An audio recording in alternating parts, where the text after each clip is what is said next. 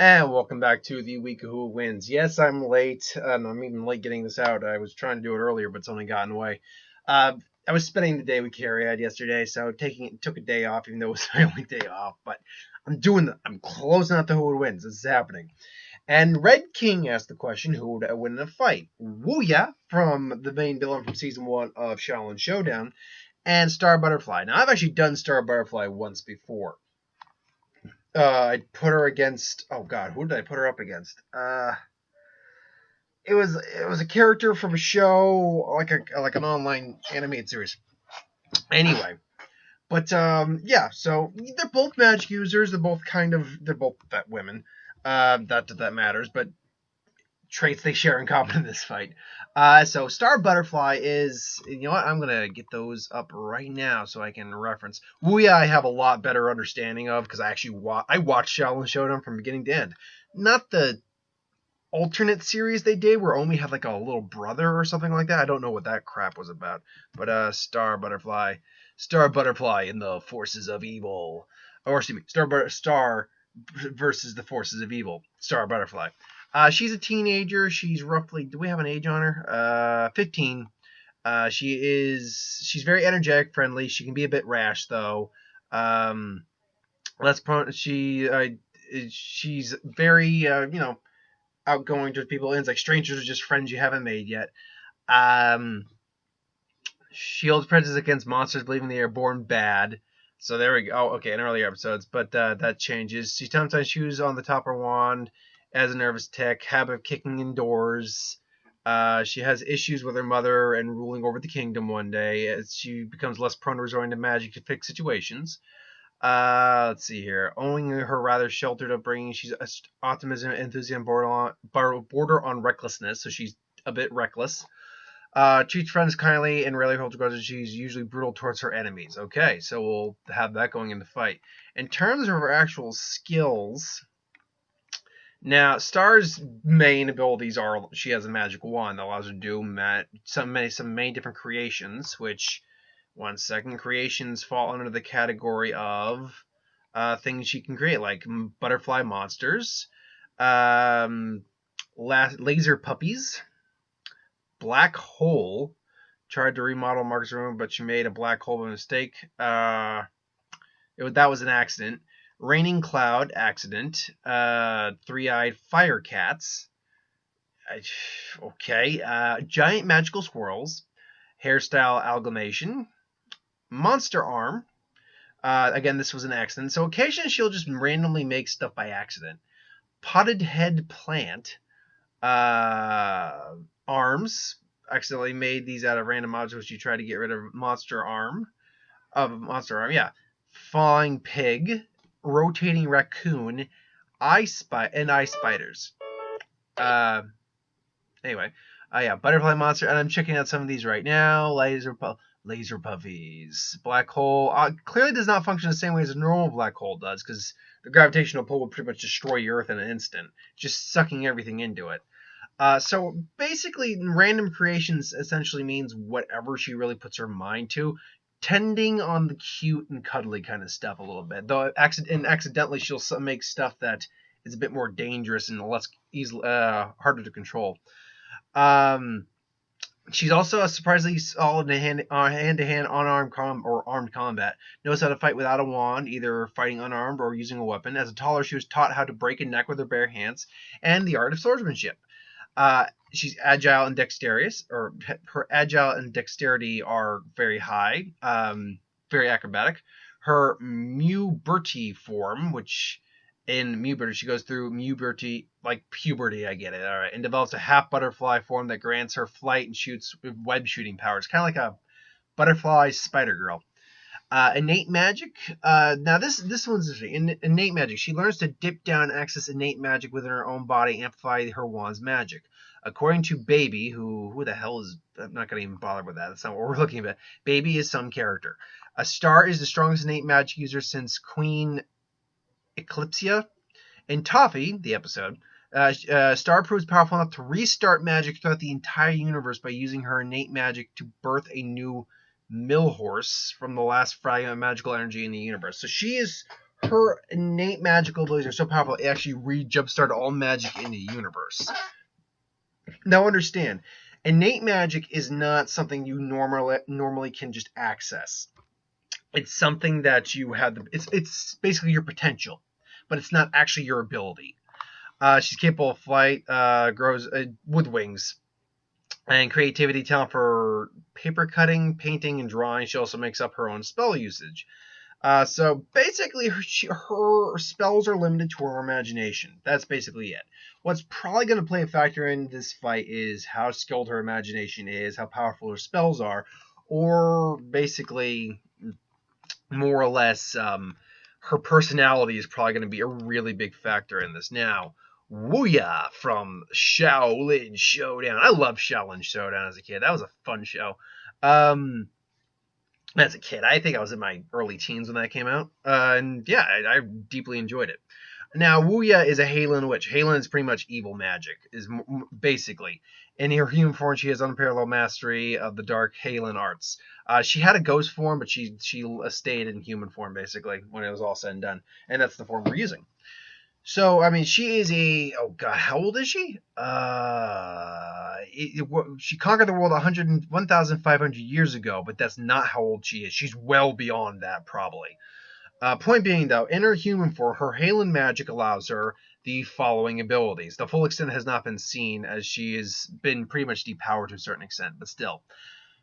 Physics manipulation, the ability to control the laws of physics, allowing her to do things like reality warping, creating, changing, destroying, or altering reality just by thinking about it. She could change physiology of Earth itself to suit her personal needs, and even change the design of the sun and moon.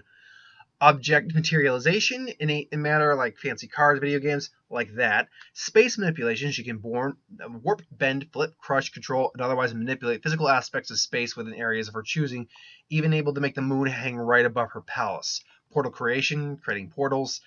Time stopping, was able to stop time around a specific area while being unaffected. Pressure manipulation, create the pressure of the environment, pretty much increasing gravity is what that is. Energy manipulation, creating various energy blasts, including fire, light generation, and light energy kisses. Elemental manipulation, including air manipulation. Fire manipulation, which we see often with her green flames that she's just got in her hands. Earth manipulation, which we created her giant rock creature summoning. Telekinesis, levitation, flight, teleportation, invulnerability, as she withstood the elemental attacks of 3 of the monks, earth, wind, and fire, and earth, water, and fire, and didn't even get scratched. Power bestowal, she can grant people power. Illusions, magical sight, as she can track and observe everybody through magical means for a considerable amount of time by creating a magical window. Lightning generation, like force lightning. Shingon detection, that means nothing in this fight. Shingon immunity, again, means nothing in this fight. Animation, she can give life to inanimate objects and control them. So inanimate object. Immortality, she has the ability to never age and stay young forever, as she did not physically age in the episode Time After Time, which takes place 80 years afterwards. It can be assumed that she is essentially immortal and has eternal youth. Not to say she couldn't be killed, she's just immortal. Superhuman strength, shown to be incredibly strong, kicking and punching the monks several yards, even through solid rocks and stone with ease and breaking metal. Superhuman speed, capable of running in high acceleration, which a human eye could never achieve, becoming a blur. Superhuman durability, the tissue of her body was considerably harder and more resilient to physical injury than those of an ordinary human. She's capable of withstanding several punches from the monks and Shingon Wu like they're nothing. Apparently she also possesses a vast threshold for pain. Superhuman agility, superhuman reflexes, master martial arts, so she's been around for well over a 1.5 decades, or 1.5 millennia, sorry. Manipulation skills, attractive female wireless as they're called, an expert Shingon Yu user. We're not going to use that. Her only real weaknesses is that in her human form, Wu didn't have any inherent weaknesses other than Dashi's puzzle box Iron Spring, from which she can't escape from. It also takes away her body as a result of once released, leaving her without a physical form. Pretty much, the Dashi's puzzle box was the only thing that could basically take her out. Though when she got resurrected the second time, she was not as strong as she originally was. But we're using her at her strongest because we're going to use Star Butterfly at her strongest. And man, I mean, I remember watching when she got resurrected the first time, remembering how powerful she was. But when they really break it down, like, geez, this chick is not someone you mess with. So the question becomes, who wins in the fight between Star, Butterfly, and Wuya? Well, she's evil, and Star fights the forces of evil. So, it's like she'll show up while Wuya's trying to conquer the world, and, it's like, stop, evildoer! It's like, this is like, oh, how cute, a little girl with magic. It's like, here, girl, why don't you have the... I am too busy taking order. Here, why don't you play with these? And then just summons the rock creatures and say, yeah! And then she just starts breaking through them. I'm thinking Star is strong enough to break through rock using her magic. That the best you got? And then she just snaps fingers and back and says, you were saying? And then just wipes them out with her. I was like, ooh, you're a magic user. Let's see what you got. And then, they go toe-to-toe with their magic. So summons laser puppies. That does... Laser puppies like, oh, I can do that too. And I don't even need puppies. Blast the puppies. And then Fire Cat. She basically summons all her creations, maybe accidentally creates a black hole, to which Wuya just realizes, ooh, you're getting a little... I see we're taking you up a notch. And she just slams the black hole shut. And he's like, my turn. Boom. And then just... It's like, then her black hole wouldn't be as powerful, because we see the black hole doesn't function the same way as a normal black hole. But she summons a black hole and just, starts sucking her. It's like, don't worry, it's not a real black hole. I do need a planet to rule. It's just a void. It's going to suck you into all eternity. And, just sucks her in. Star's maybe able to teleport out of there. She's like, oh, man, that was tough. And it's like, where's my wand? It's like, oh, you mean this? It's like, because we stopped time. She's like, so this is how you do your magic. It's like, that's not true. I've got more innate magic in me than you have in your entire body. Is that a fact? Then she, like, maybe, I don't know, Wuya senses something that is like, you know something, you're absolutely right. I'm gonna just kill you now. And just crushes her with, like, gravity, or just squishes her, or, fundamental force, or just sends her to space or something until she can't breathe, assuming she can't breathe in space, or blasts her, or transports her into the sun, or something like that. The problem here in this fight, and generally speaking, I can see why you would choose the lineup or the matchup, but the problem with the fight is that Wuya has far more capabilities, and innate power-wise, Star does have more power. But in terms of actual usage of power, the actual amount of power you have to use, Wuya not only has more power at her disposal to use, she just has more abilities on a whole, and more dangerous abilities than what Star has demonstrated. Also, even if they don't go into magic, and Star tries to go into straight hand-to-hand combat, Wuya easily has far more hand-to-hand experience than... Star's a capable fighter, but compare the two, no, Wuya's going to take her out. Just, and maybe it'd be a nice fight, like, maybe even she'll get like a hit, like, boom, and Wuya's just, boom, just smacks her. So maybe she'll try to break Wuya's neck. It's like, what are you doing? I'm trying to snap your neck. It's like, okay. And then just keeps her trapped. So, theoretically, could Star win? There's and forgive me if you hear something in the background, the movie's on in the background, but hopefully there's not, shouldn't be much noise. There's a hypothetical, because she can do things will happen by accident through her spells. So hypothetically, let's say she accidentally summoned a black hole, and now summoning a black hole, Wuya could easily cancel that out, honestly, I feel, and just summon another one. But if she were to, say, summon it, like, right where her neck is, or through her body, she could, in theory, take her in half, or bifurcate her, or something like that. So, hypothetically, yes, but the likelihood of that happening, that's pretty much a luck of the draw, random thing happening there kind of effect. So, I gotta go Wuya. I'll give Star I can't even give her a 5% chance, because they were talking about the likelihood of some random event like that happening. I'll give her 2 out of 98% of the time I'll go Wuya. I'll give her 2% out of sheer luck for Star. And again, it's not because of her actual overall power, because her innate abilities are greater than Wuya's, because she was able to restart magic in the entire universe from basically the last specks of magic.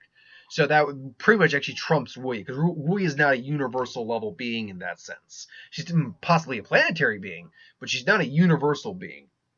Maybe even a subplanet, like maybe she could theoretically be a solar system level. But Star, in terms of innate ability, in terms of the level of potential she has, is a universal level being. In terms of her power, innate power. Wuya's not. But in terms of the level of power they can use, no, it's Wuya. It's Wuya all day on that. But hey, let me know if you think different. Obviously, I don't know enough about Star. Maybe I don't know.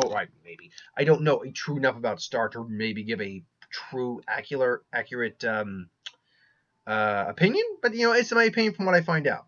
But thanks for watching. Hope you enjoyed. If you got an opinion, put it in the comments below.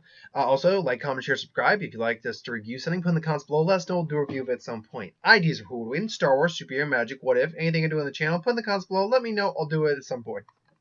Go over who would win to do, and I'll be done for the week. And I'm going on a nice little hiatus from this. I always love doing the who wins, but they are exhausting to get. They're exhausting to make sure I get all of them out. Whew. But anyway, I'll be back with one more, and then that'll be it. So thanks for watching. Later, folks.